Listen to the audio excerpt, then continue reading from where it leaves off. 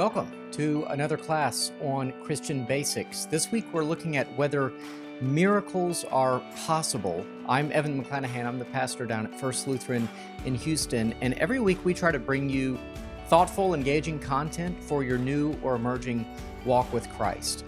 And today, it's not just me talking. That'll be great, right? I'm joined by a friend, Taylor Neal. He's got a website, Nealology. He's an apologist. That is, he defends the Christian faith. And he's looked a lot at this issue. So we're going to look at the question of whether miracles are possible.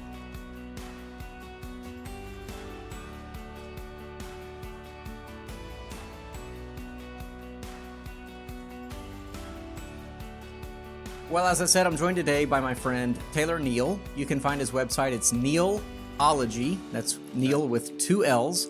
And he's an apologist. He's getting his master's degree at HBU, Houston Baptist University, in apologetics. And he's joining me today to talk about whether miracles are possible. So, Taylor, the reason that I thought about this topic was when I'm thinking about your average person who thinks that Christianity is silly or is an unbeliever or something like that, if they don't know much of anything about Christianity, they might know that Jesus turned water into wine, or that Jesus fed 5,000 people, or purportedly he allegedly rose from the dead. Right? That's a big one. That's a big one. And there's lots of miracles in the Old Testament too, parting of the Red Sea and stuff like that. So people kind of are like, I don't ever see those things happening today. So those things are probably just myths and fairy tales and fables. Right. Miracles don't happen. Miracles aren't possible. So the only question I've got for you today is, are miracles possible? Am I a complete idiot if I dare to believe that someone could have risen from the dead? So maybe break that apart a little bit. I know you're a philosopher, at heart. So anyway, pick it apart for me.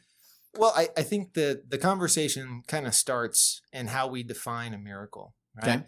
And I think some of the reluctance for people saying that they believe in specific miracles, like the resurrection in particular, is, we want to be taken seriously intellectually. We want, and we live in a culture now that is just very skeptical, especially about metaphysical claims like miracles.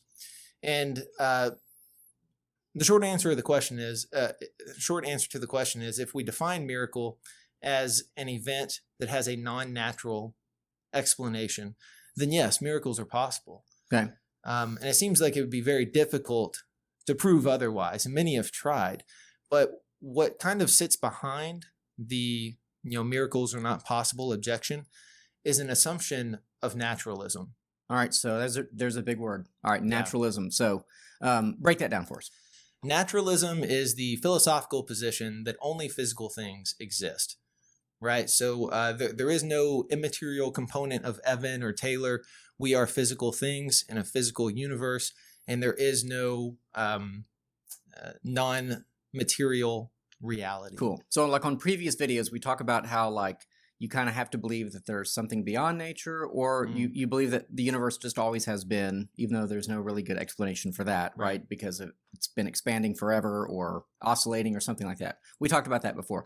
So a naturalist would have to believe, though, that nature is all that there is. There's nothing supernatural out there. There's nothing beyond nature, and all we are is stardust. All we are is just mere matter. There's nothing else to us. We're glorified animals. Of course, there's nothing to account for any of that. But anyway, so that's naturalism, right? Okay, and within naturalism, there can be no miracles. Is that right? Yeah, that's right. The very theory precludes that. Yeah. That there is no non-natural explanations in a material universe. Okay.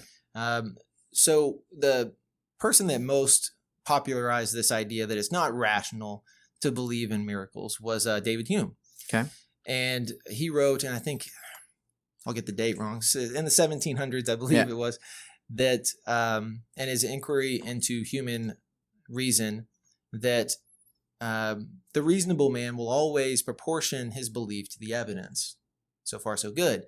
Then he goes on to say, though, that there will always be more evidence for a natural explanation than for a supernatural explanation. And therefore, on balance, a reasonable man, no matter how improbable a natural explanation is, will believe the natural explanation and is not justified in accepting a supernatural explanation.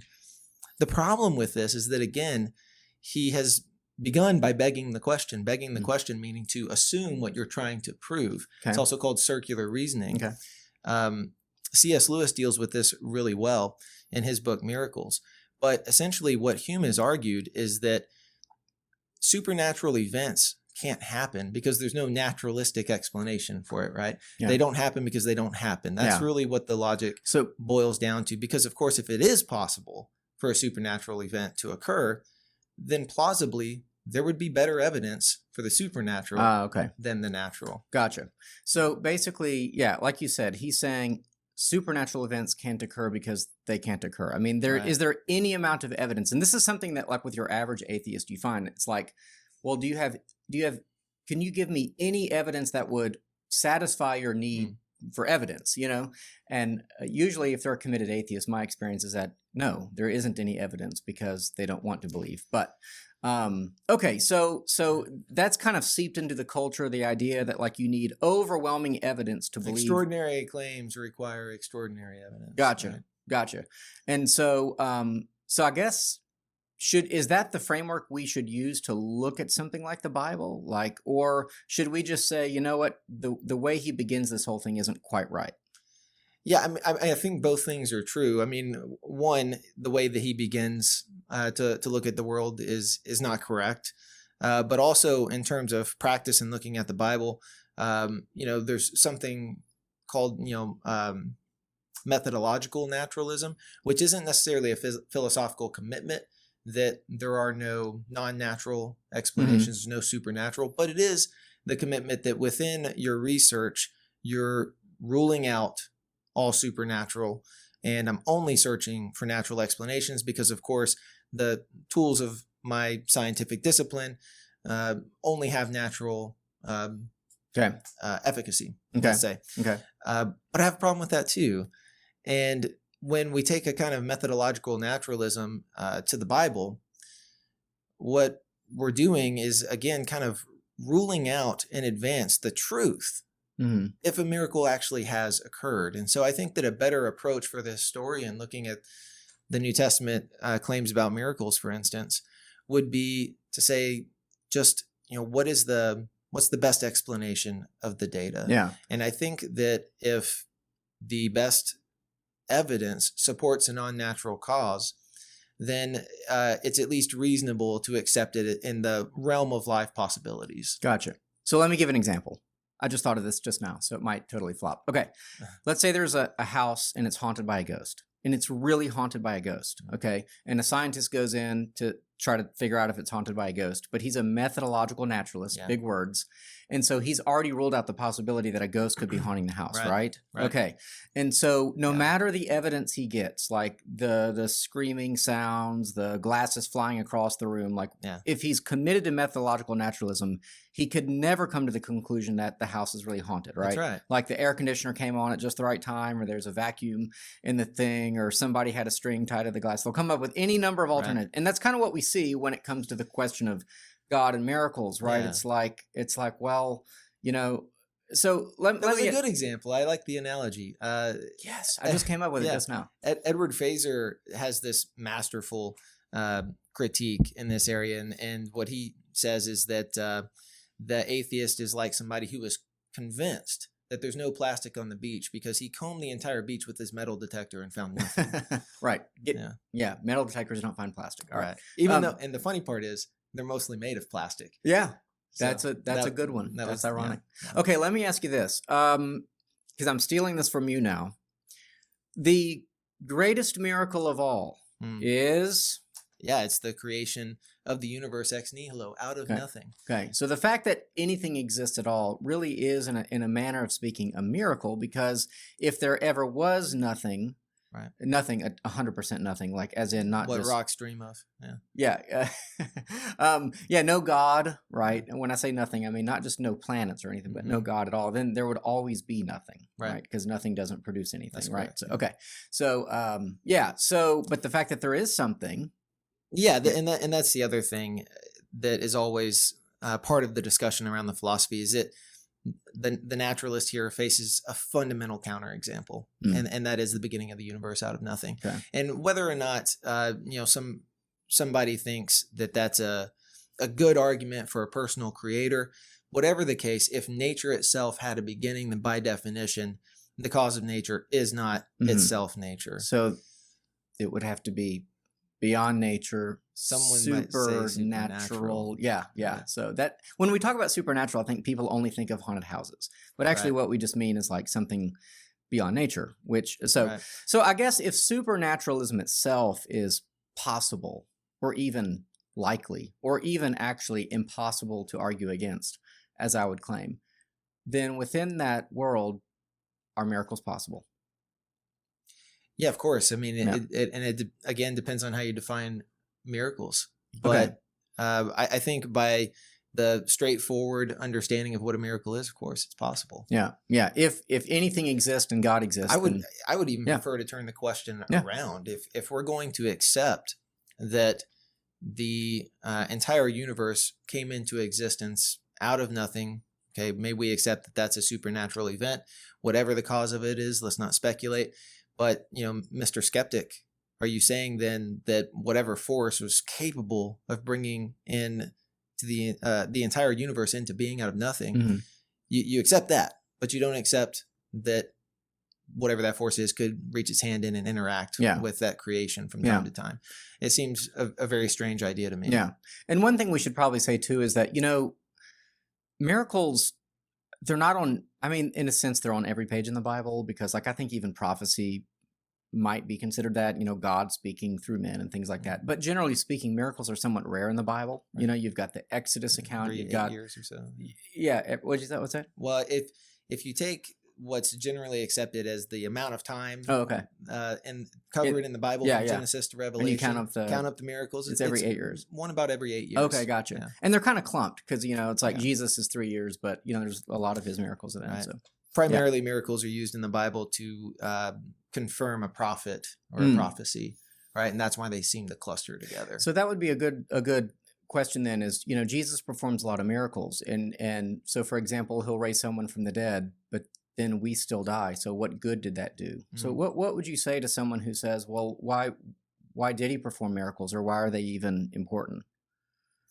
Yeah, well, for the person that was raised, it's obviously very meaningful, right? Yeah. But as for us, modern readers looking back, if there's any good reason to believe, if there's any good evidence to think that maybe this actually happened, it's the most important question that any of us will ever face. It's the most important thing to our lives now and hereafter, because if there is a right way to live life, then we need to proportion our lives in alignment with that.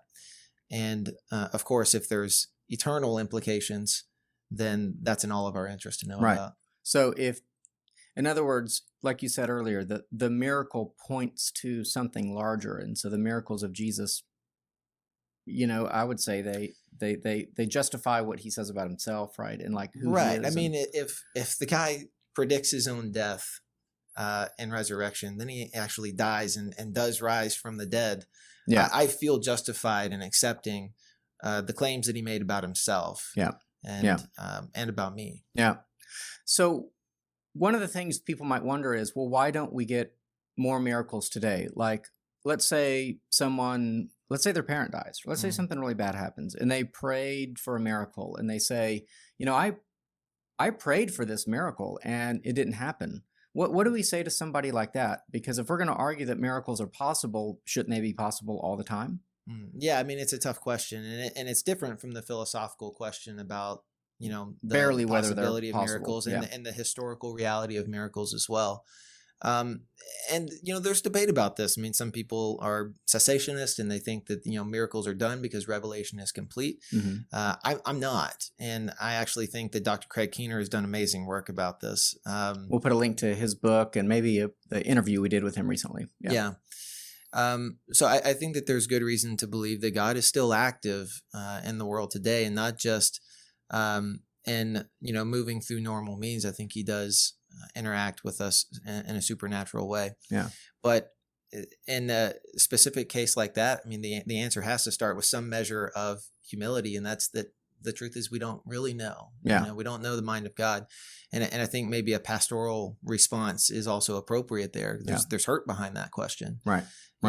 But I think that still, when I look to the New Testament, and I've been that person with my unanswered prayer where I needed a miracle, but when I look to the New Testament, I'm encouraged by this God who hasn't remained distant from human suffering, who has himself chosen to become a part of it, to enter into the world in the person of Jesus Christ, suffer and die an excruciating death, literally, on our behalf. And if that's true, it doesn't take away all the pain, right? But it means it doesn't mean that I won't ever struggle again, but it means I won't ever be hopeless. Yeah.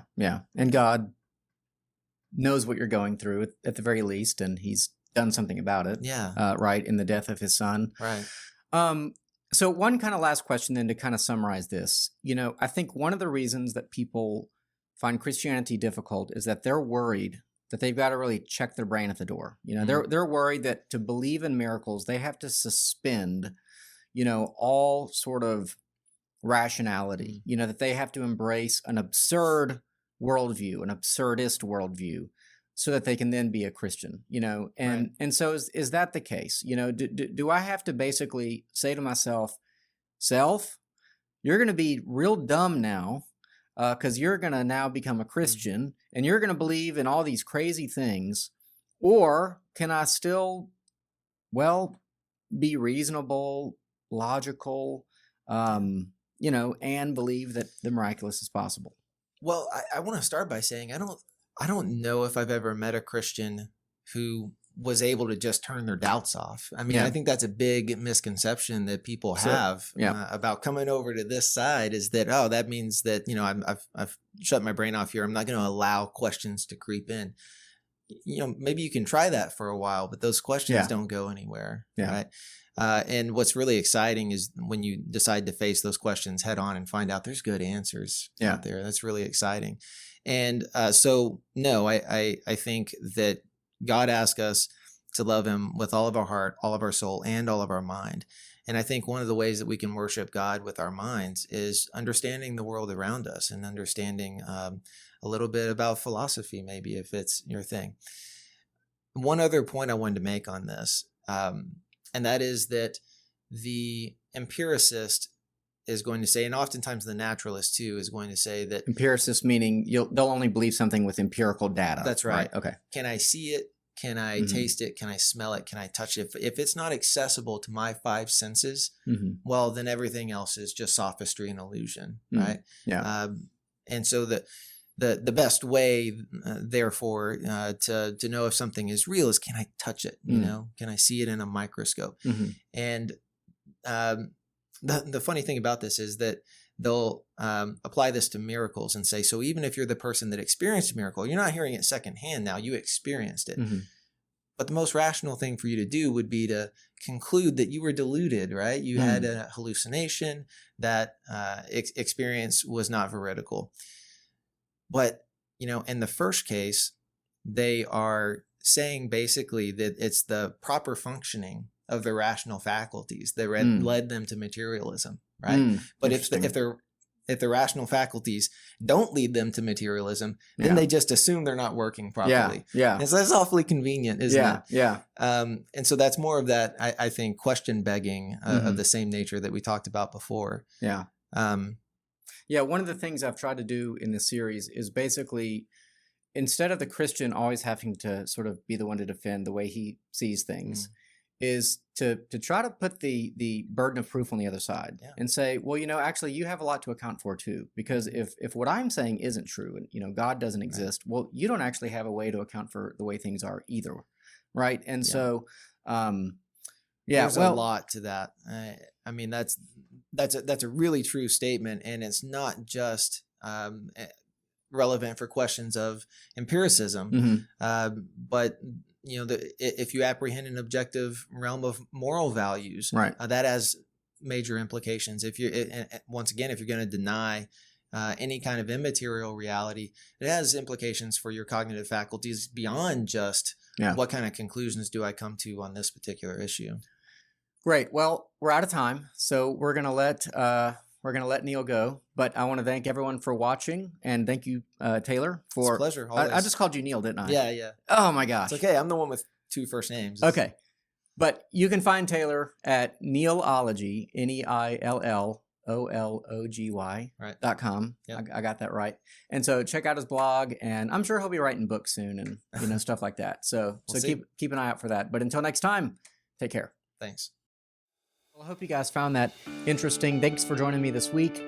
We'll be back next week to continue the conversation. And until then, you can email me at christianbasicsclass@gmail.com. You can subscribe to this channel, which I hope you'll do, or you can go to flhouston.org and get those worksheets and learn more. So anyway, take care, and we'll see you next time.